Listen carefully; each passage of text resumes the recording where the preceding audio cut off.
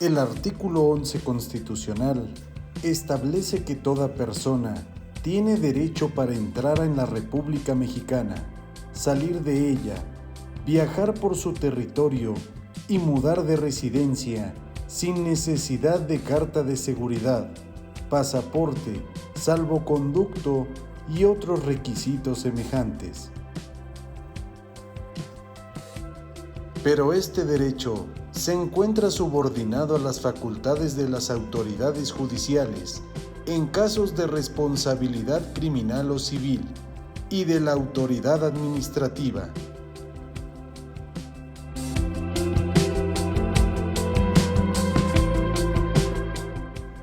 Que es a quien corresponde establecer limitaciones que impongan las leyes sobre emigración, inmigración y salubridad general de la República o sobre extranjeros perniciosos residentes en el país.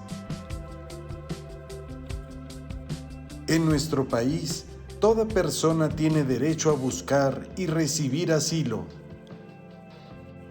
El reconocimiento de la condición de refugiado y el otorgamiento de asilo político deben realizarse de conformidad con los tratados internacionales.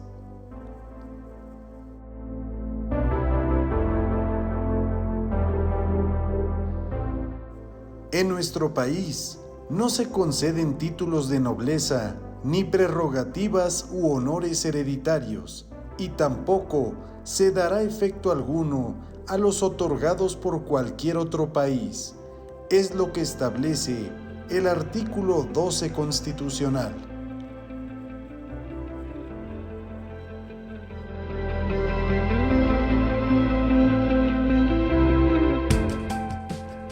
El artículo 13 constitucional establece que nadie puede ser juzgado por leyes privativas ni por tribunales especiales. En ese sentido, ninguna persona o corporación puede tener fuero o gozar de más emolumentos que los que sean compensación de servicios públicos y se encuentren fijados en la ley.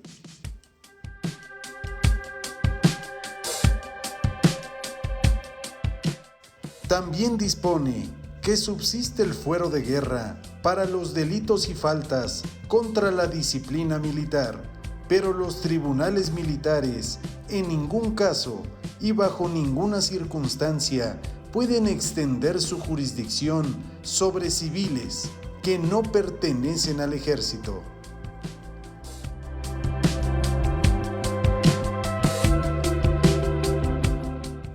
Y que en un delito o falta del orden militar estuviese complicado un paisano, conocerá del caso la autoridad civil que corresponda.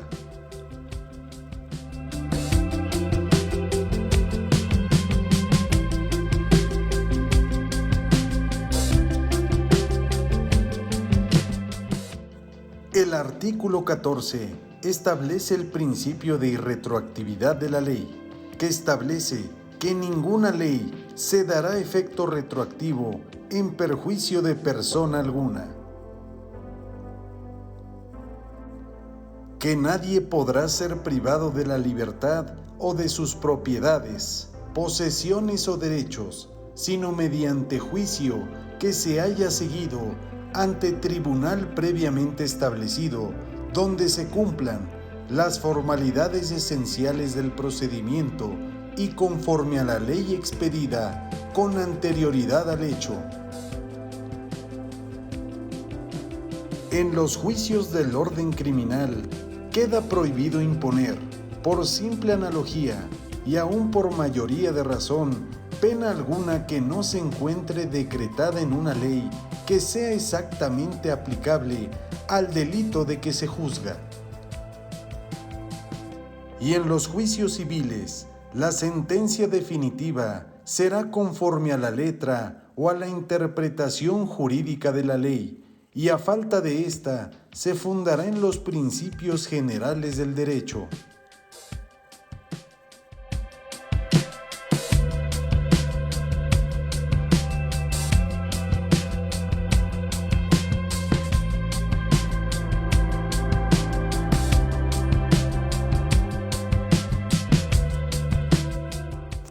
El artículo 15 prohíbe la celebración de tratados para extraditar a reos políticos o para aquellos delincuentes del orden común que hayan tenido en el país donde cometieron el delito la condición de esclavos.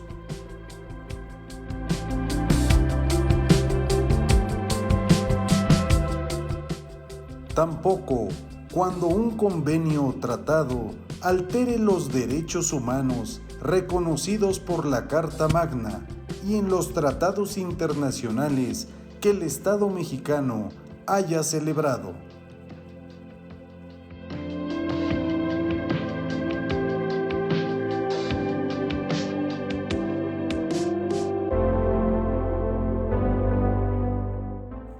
El artículo 16 establece que ninguna persona puede ser molestada en su familia, domicilio, papeles o posesiones, sino en virtud de mandamiento escrito de la autoridad competente, donde se funde y motive la causa legal del procedimiento.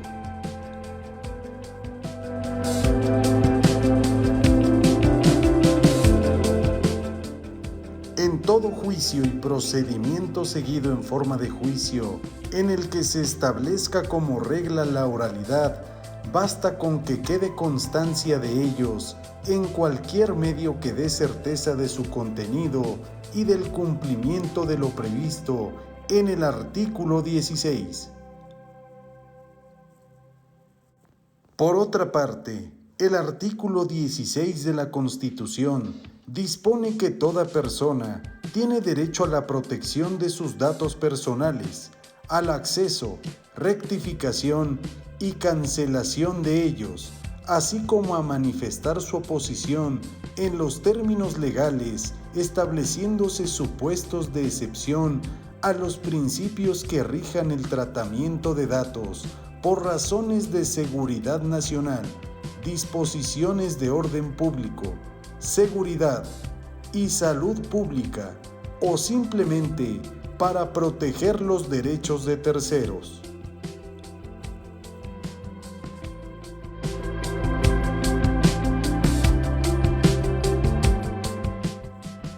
Que no puede librarse una orden de aprehensión sino por un juez, sin que preceda denuncia o querella de un hecho que la ley considere como delito, sancionado con pena privativa de libertad, y obren datos que establezcan que se ha cometido ese hecho y que exista la posibilidad de que el inculpado lo cometió o participó en su comisión.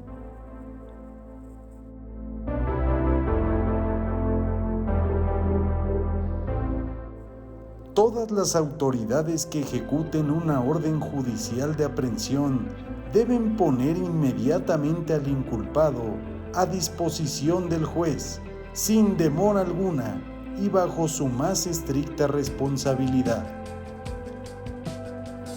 El incumplimiento de ello es sancionado por las leyes penales. Cualquier persona puede detener al indiciado en el momento en el que se encuentre cometiendo el delito o inmediatamente después de haberlo cometido, poniéndolo sin demora a disposición de la autoridad civil más cercana y ésta con la misma prontitud al Ministerio Público.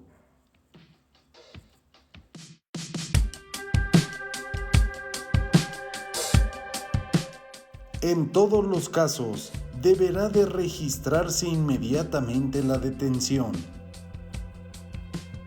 En caso urgente y cuando se trate de delito grave, que así sea considerado por la ley ante el riesgo fundado de que el inculpado pueda sustraerse de la acción de la justicia y siempre y cuando no se pueda ocurrir ante la autoridad judicial por razón de hora, lugar o circunstancia, el Ministerio Público puede, bajo su más estricta responsabilidad, ordenar su detención, fundando y expresando los indicios que motiven su proceder. En casos de urgencia o flagrancia, el juez que reciba la consignación del detenido debe inmediatamente ratificar su detención o decretar la libertad bajo las reservas de la ley. El juez, a petición del Ministerio Público y tratándose del delito de delincuencia organizada, podrá decretar el arraigo de una persona con las modalidades de lugar y tiempo legales, sin que pueda exceder de 40 días, siempre que sea necesario para el éxito de la investigación, la protección de personas o bienes jurídicos, o cuando exista riesgo de que el inculpado pueda evadirse de la acción de la justicia.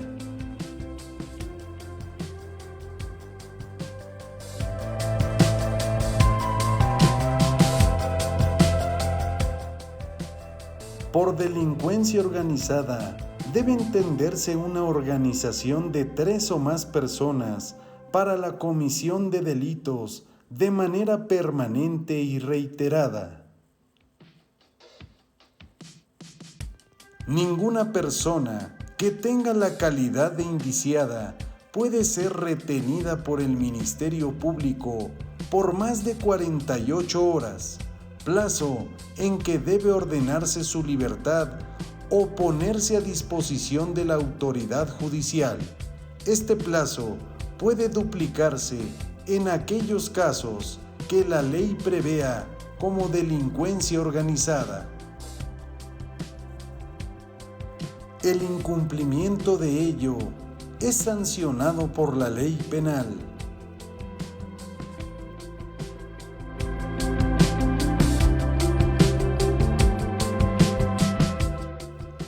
Las órdenes de cateo solo pueden ser autorizadas y expedidas por el juez a solicitud del Ministerio Público.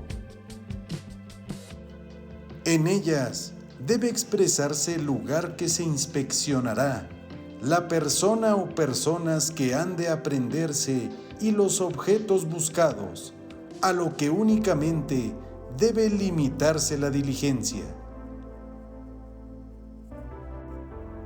De la diligencia se levantará el acta circunstanciada en presencia de 2 testigos que sean propuestos por el ocupante del lugar cateado o, en su ausencia o negativa, propuestos por la autoridad que practique la diligencia.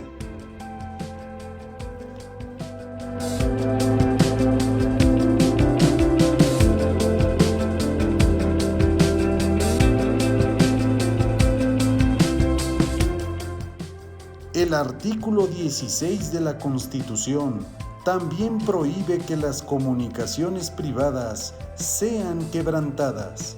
La ley debe sancionar penalmente cualquier acto que atente en contra de la libertad y privacidad de las comunicaciones, excepto cuando sean aportadas de forma voluntaria por alguno de los particulares que participen en ellas.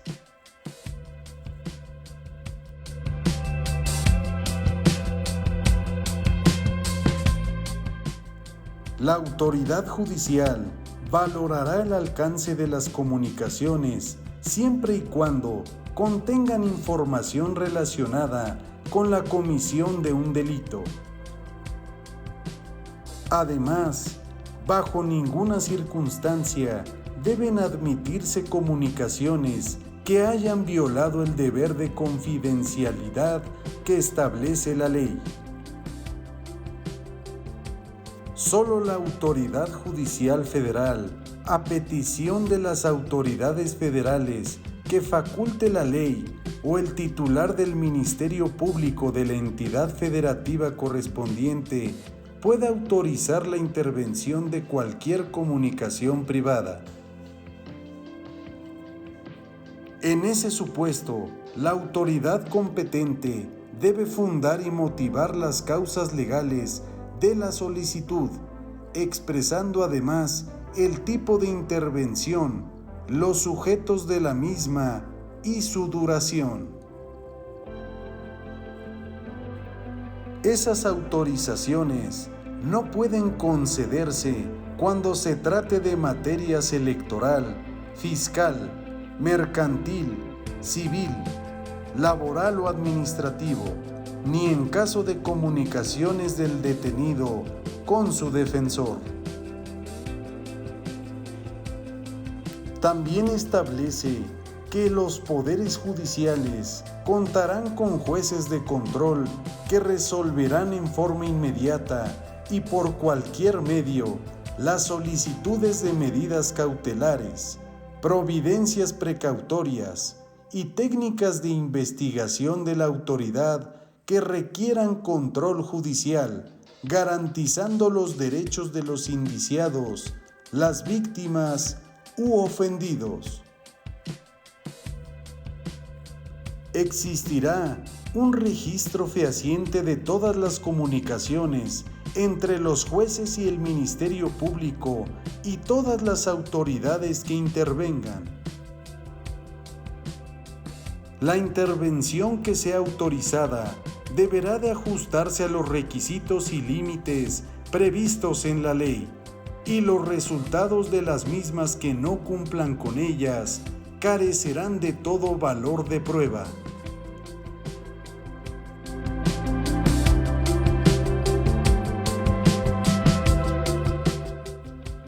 Este artículo también establece que la autoridad administrativa puede practicar visitas domiciliarias para cerciorarse de que se han cumplido con los reglamentos sanitarios y de policía. Igualmente, para exigir la exhibición de los libros y papeles indispensables que comprueben que se han acatado todas las disposiciones fiscales, sujetándose en estos casos a las leyes respectivas y a las formalidades establecidas para los cateos.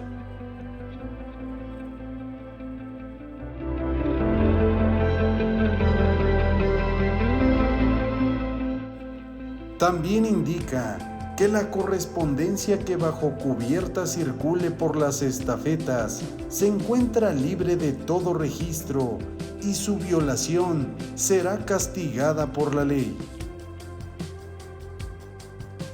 Finalmente, el artículo 16 constitucional indica que en tiempo de paz ningún miembro del ejército puede alojarse en casa particular contra la voluntad del dueño, ni imponer prestación alguna. Asimismo, que en tiempo de guerra los militares pueden exigir alojamiento, bagajes, alimentos y otras prestaciones en los términos establecidos por la ley militar.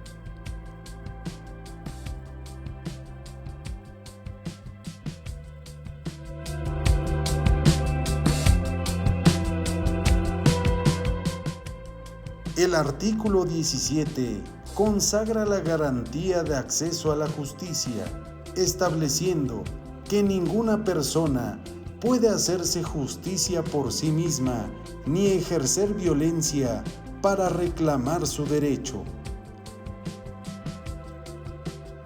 Y es que este artículo establece que toda persona tiene derecho a que se le administre justicia por tribunales que se encuentren expeditos para impartirla en los plazos y términos legales, emitiendo sus resoluciones de manera pronta, completa e imparcial. Su servicio es gratuito, quedando en consecuencia prohibidas las costas judiciales.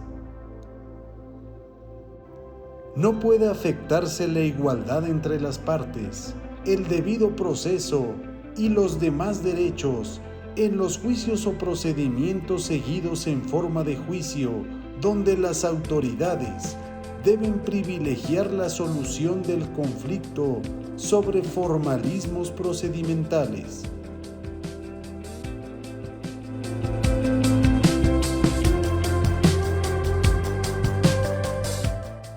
El Congreso de la Unión debe expedir las leyes que regulen las acciones colectivas, y estas leyes determinarán las materias de aplicación, los procedimientos judiciales y los mecanismos de reparación del daño.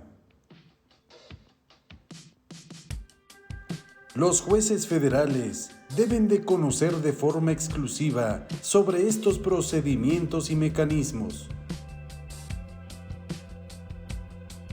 También la ley debe establecer un mecanismo alternativo de solución de controversias. Se establece que en materia penal regulará su aplicación, asegurará la reparación del daño y establecerá los casos en los que se requerirá supervisión judicial.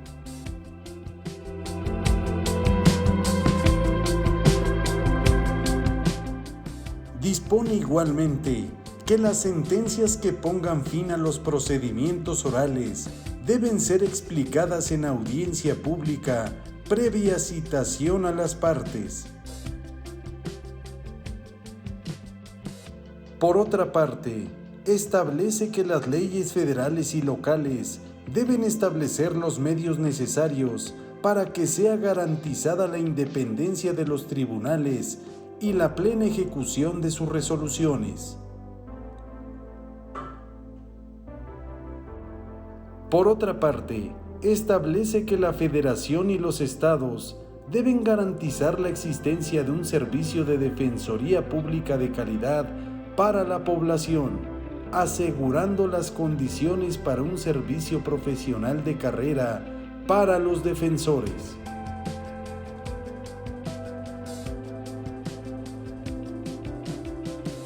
Sus percepciones no pueden ser inferiores a las que correspondan a los agentes del Ministerio Público.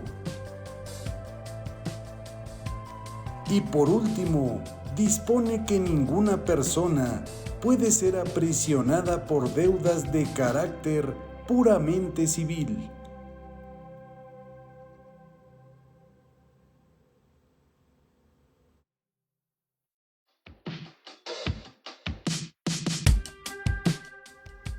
El artículo 18 de la Constitución establece que solo por delito que merezca pena privativa de libertad habrá lugar a prisión preventiva.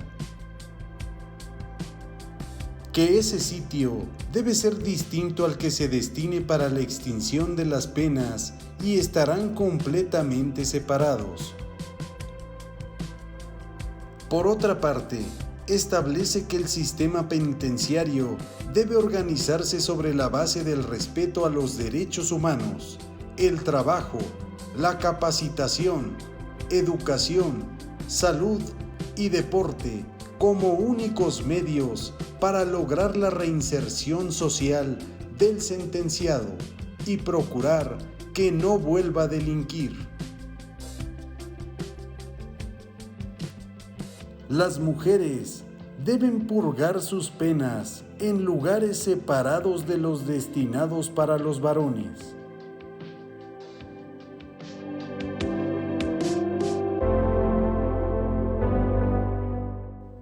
Tanto la Federación como los estados pueden celebrar convenios para que los sentenciados por delitos del ámbito de su competencia extingan sus penas en establecimientos penitenciarios dependientes de una jurisdicción diversa.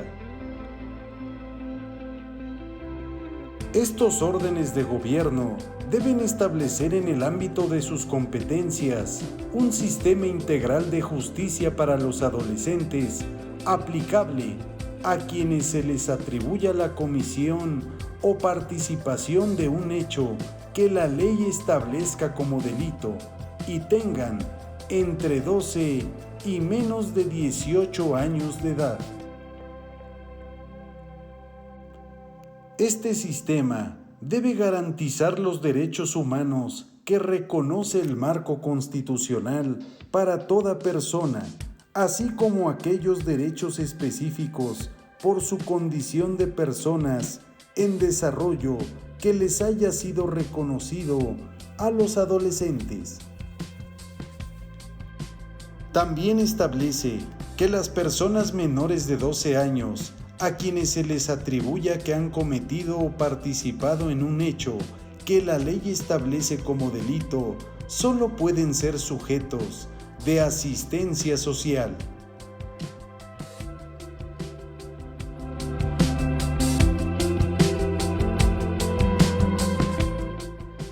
La operación del sistema en cada orden de gobierno se encuentra a cargo de las instituciones, tribunales y autoridades especializadas en la procuración e impartición de justicia para adolescentes, y se pueden aplicar las medidas de orientación, protección y tratamiento que cada caso amerite, atendiendo a la protección integral y el interés superior del adolescente.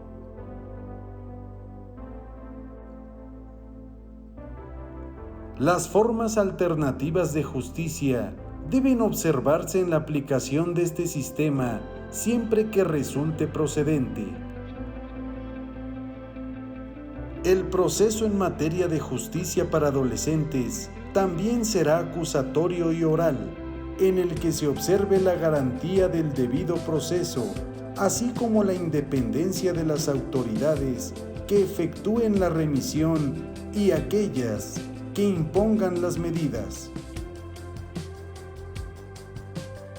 Estas deberán de ser proporcionales al hecho realizado y tendrán como finalidad la reinserción y reintegración social y familiar del adolescente, así como el pleno desarrollo de su persona y capacidades. Su internamiento se utilizará solo como medida extrema y por el tiempo más breve que proceda. También podrá aplicarse únicamente a los adolescentes mayores de 14 años de edad por la comisión o participación en un hecho que la ley establezca como delito.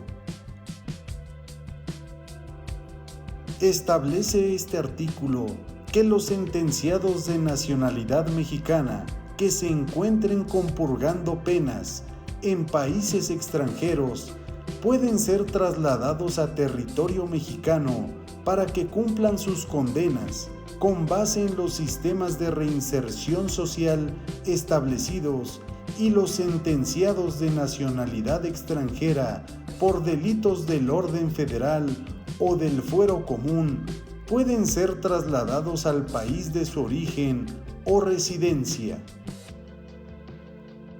debiendo sujetarse a los tratados internacionales que se hayan celebrado para ese efecto.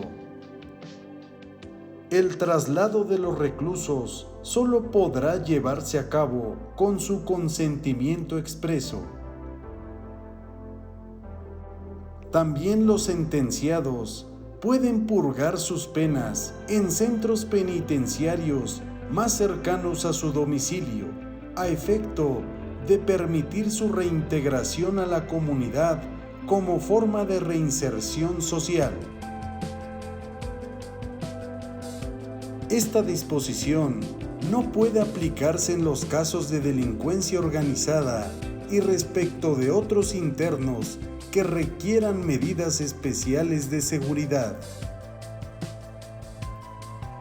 Deben establecerse centros especiales para la reclusión preventiva y la ejecución de sentencias en materia de delincuencia organizada. Es por lo anterior que las autoridades pueden restringir las comunicaciones de los inculpados y sentenciados por delincuencia organizada con terceros, salvo el acceso a su defensor, e imponerles medidas de vigilancia especial a quienes se encuentren internos en estos establecimientos.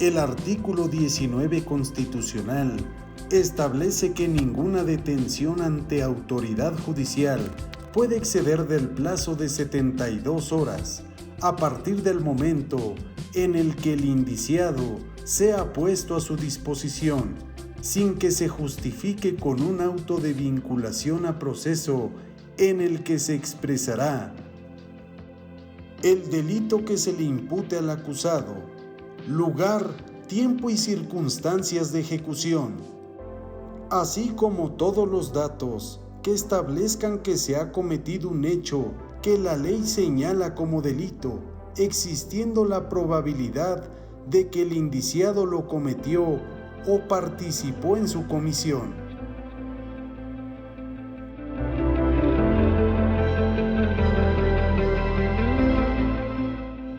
El Ministerio Público solo puede solicitar al juez la prisión preventiva cuando otras medidas cautelares no sean suficientes para garantizar la comparecencia del imputado en el juicio, el desarrollo de la investigación, la protección de la víctima, de los testigos o de la comunidad. También, cuando el imputado esté siendo procesado o haya sido sentenciado previamente por la comisión de un delito doloso.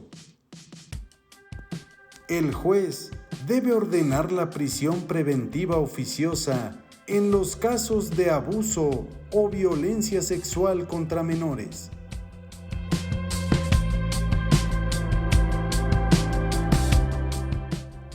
Delincuencia organizada, homicidio doloso y feminicidio. También en el delito de violación, secuestro, trata de personas, robo de casa-habitación, uso de programas sociales con fines electorales, corrupción, tratándose de los delitos de enriquecimiento ilícito y ejercicio abusivo de funciones, robo al transporte de carga en cualquiera de sus modalidades, delitos en materia de hidrocarburos, petrolíferos o petroquímicos, delitos en materia de desaparición forzada de personas y desaparición cometida por particulares, delitos cometidos con medios violentos como armas y explosivos, delitos en materia de armas de fuego y explosivos de uso exclusivo del Ejército, la Armada y la Fuerza Aérea, así como los delitos graves que determine la ley en contra de la seguridad de la nación, el libre desarrollo de la personalidad y la salud.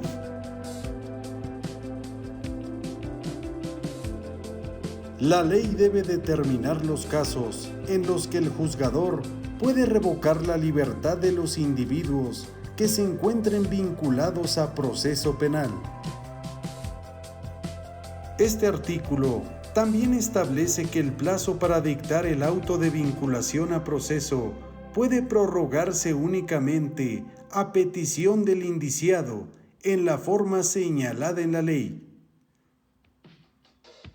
Asimismo, que la prolongación de la detención en su perjuicio será sancionada por la ley penal, ya que la autoridad responsable del establecimiento en el que se encuentre internado el indiciado, que dentro del plazo previsto no reciba copia autorizada del auto de vinculación a proceso y del que decrete la prisión preventiva o de la solicitud de prórroga del plazo constitucional, deberá llamar la atención del juez sobre dicho particular en el acto mismo de concluir el plazo, y si no recibe la constancia dentro de las 3 horas siguientes, pondrá al indiciado en libertad.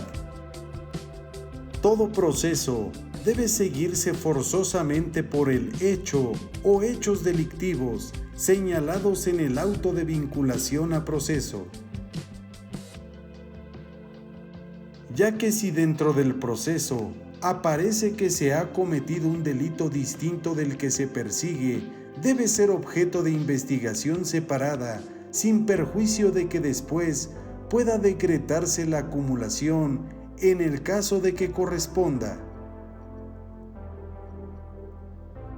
Si con posterioridad a la emisión del auto de vinculación a proceso por delincuencia organizada, el inculpado evade la acción de la justicia o es puesto a disposición de otro juez que lo reclame en el extranjero, debe suspenderse el proceso junto con los plazos para la prescripción de la acción penal.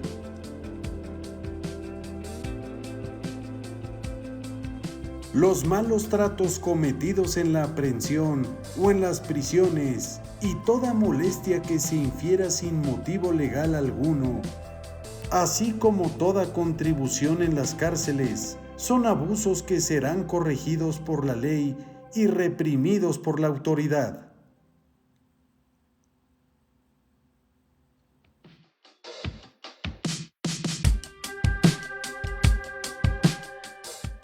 El artículo 20 constitucional establece que el proceso penal es acusatorio y oral y que se regirá por los principios de publicidad, contradicción, concentración, continuidad e inmediación. En su apartado A, establece que el proceso penal tiene por objeto el esclarecimiento de los hechos, protección al inocente, procurar que el culpable no quede impune y que los daños causados por el delito se reparen. Que toda audiencia se desarrolle ante la presencia del juez sin que pueda delegar en ninguna persona el desahogo y la valoración de las pruebas, la cual debe realizarse de manera libre y lógica. Que al momento de emitirse la sentencia deben considerarse como prueba aquellas que hayan sido desahogadas en la audiencia de juicio, estableciendo la ley las excepciones y los requisitos para admitir en juicio la prueba anticipada, que por su naturaleza requiera desahogo previo.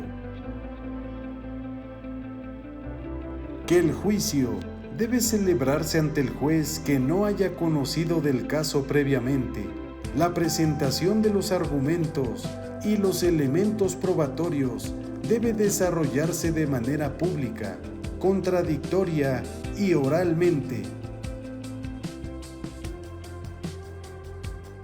Que la carga probatoria para demostrar la culpabilidad corresponde a la parte acusadora, conforme lo establezca el tipo penal, ya que las partes tienen igualdad procesal para sostener la acusación o la defensa de manera respectiva. Que ningún juez puede tratar asuntos que se encuentren sujetos a proceso con cualquiera de las partes sin que se encuentre presente la otra, respetando en todo momento el principio de contradicción. Que una vez iniciado el proceso penal, siempre y cuando no exista oposición del inculpado, se podrá decretar su terminación anticipada en los supuestos y bajo las modalidades que determine la ley.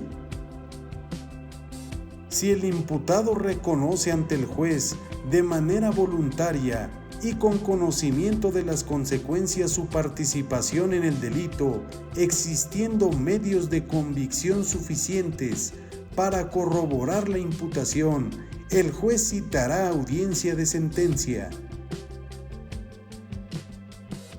La ley debe establecer los beneficios que se pueden otorgar al inculpado cuando éste acepte su responsabilidad. El juez solo debe condenar cuando exista plena convicción de la culpabilidad del procesado. Si una prueba es obtenida con violación a estos derechos fundamentales, debe ser declarada nula. Los principios establecidos deben también ser observados dentro de las audiencias preliminares al juicio.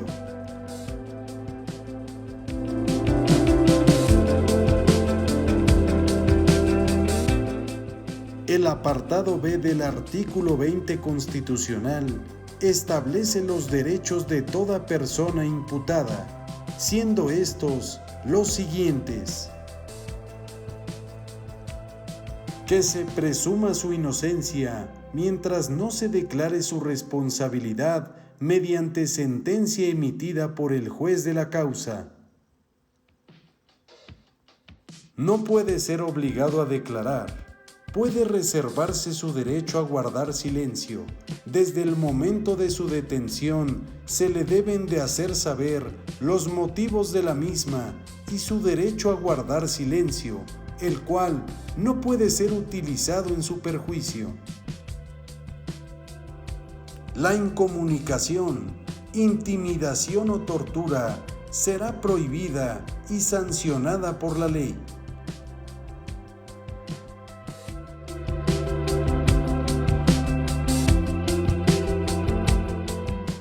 También tendrá derecho a que se le informe tanto en el momento de su detención como en su comparecencia ante el Ministerio Público o el juez, los hechos que se le imputan y los derechos que le asisten.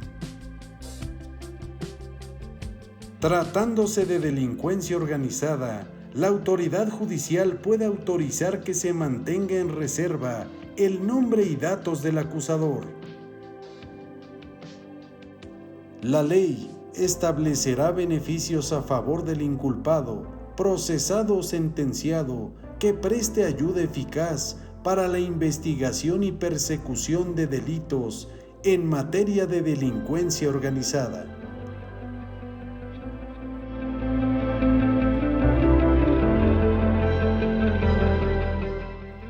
Tendrá derecho a que se le reciban los testigos y todas las pruebas pertinentes que ofrezca, concediéndosele el tiempo que la ley considere necesario al efecto, así como auxiliándosele para obtener la comparecencia de las personas cuyo testimonio solicite en los términos legales.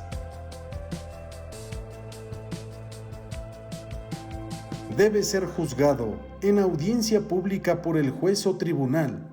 La publicidad solo puede restringirse en casos de excepción determinados en la ley y por razones de seguridad nacional, seguridad pública, protección de las víctimas, testigos y menores, o cuando se ponga en riesgo la revelación de datos legalmente protegidos, inclusive cuando el tribunal estime que existen razones fundadas para justificarlo. Tratándose de delincuencia organizada, las actuaciones realizadas en la fase de investigación pueden tener valor probatorio cuando no puedan ser reproducidas en juicio o exista riesgo para testigos o víctimas. Ello sin perjuicio del derecho del inculpado para objetarlas o impugnarlas y aportar pruebas en su contra.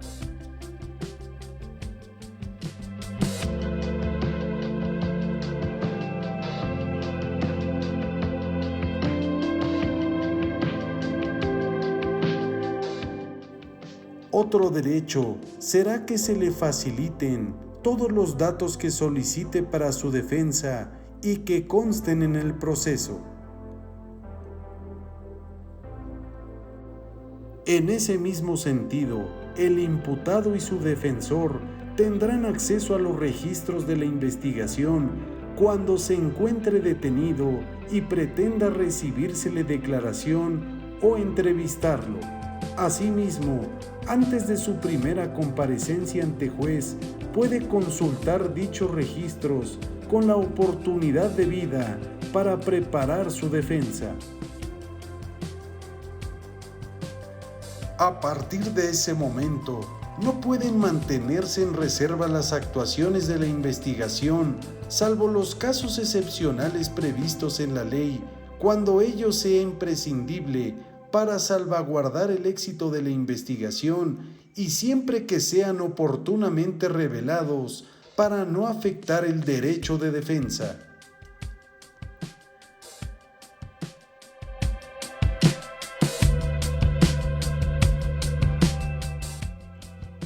debe de ser juzgado antes de 4 meses si se trata de delitos cuya pena máxima no exceda de 2 años de prisión y antes de 1 año si la pena excede de ese tiempo, salvo que se solicite mayor plazo para su defensa. Tendrá derecho a una defensa adecuada por abogado, al cual elegirá libremente, incluso desde el momento de su detención. Si no quiere o no puede nombrar un abogado, después de haber sido requerido para hacerlo, el juez le designará un defensor público. También tendrá derecho a que su defensor comparezca en todos los actos del proceso y tendrá obligación de hacerlo cuantas veces se le requiera. Bajo ninguna circunstancia puede prolongarse la prisión o detención por falta de pago de honorarios de defensores o cualquier otra prestación en dinero o por causa de responsabilidad civil u otro motivo análogo. La prisión preventiva no puede exceder del tiempo que como máximo de pena fija la ley al delito que motive el proceso y en ningún caso debe ser superior a 2 años, salvo que su prolongación se deba al ejercicio del derecho de defensa del imputado. Si al cumplirse este término no se ha pronunciado sentencia, el imputado será puesto en inmediata libertad mientras se sigue el proceso, sin que ello impida que se le impongan otras medidas cautelares.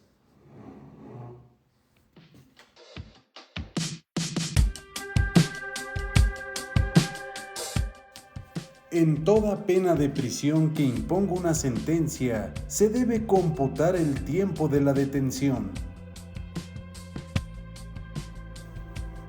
Por último, el apartado C del artículo 20 constitucional establece los derechos de la víctima o del ofendido, siendo estos los siguientes.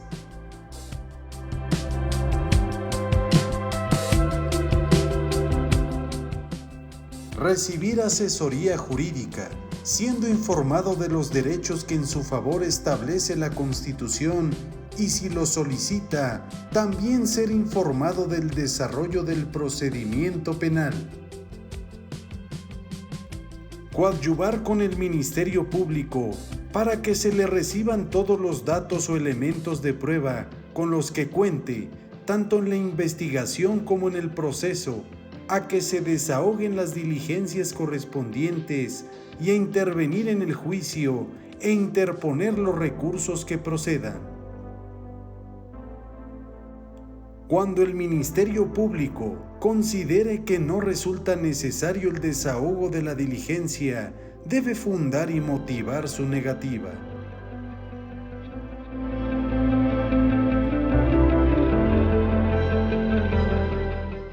Recibir desde la comisión del delito atención médica y psicológica de urgencia. Tendrá derecho a la reparación del daño en los casos que sea procedente y el Ministerio Público se encontrará obligado a solicitarla sin menoscabo de que la víctima u ofendido lo pueda solicitar directamente y el juzgador no podrá absolver al sentenciado de la reparación si ha emitido una sentencia condenatoria. La ley deberá fijar un procedimiento ágil para la ejecución de la sentencia en materia de reparación del daño. También cuenta con derecho al resguardo de su identidad y otros datos personales en los siguientes casos, siendo menores de edad, cuando se trate de delitos de violación, trata de personas, secuestro o delincuencia organizada, y cuando a juicio del juez sea necesario para su protección, salvaguardando en todo caso los derechos de la defensa. El Ministerio Público debe garantizar la protección de víctimas, ofendidos, testigos y en general de todas las personas que intervengan en el proceso, así como los jueces deberán vigilar el buen cumplimiento de esta obligación.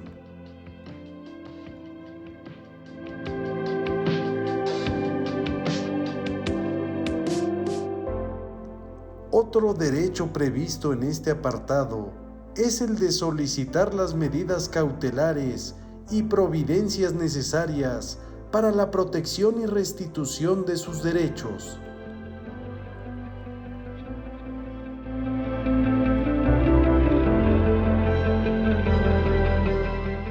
Finalmente, puede impugnar ante autoridad judicial las omisiones del Ministerio Público en la investigación de los delitos, así como las resoluciones de reserva, no ejercicio, desistimiento de la acción penal o suspensión del procedimiento cuando no se encuentre satisfecha la reparación del daño.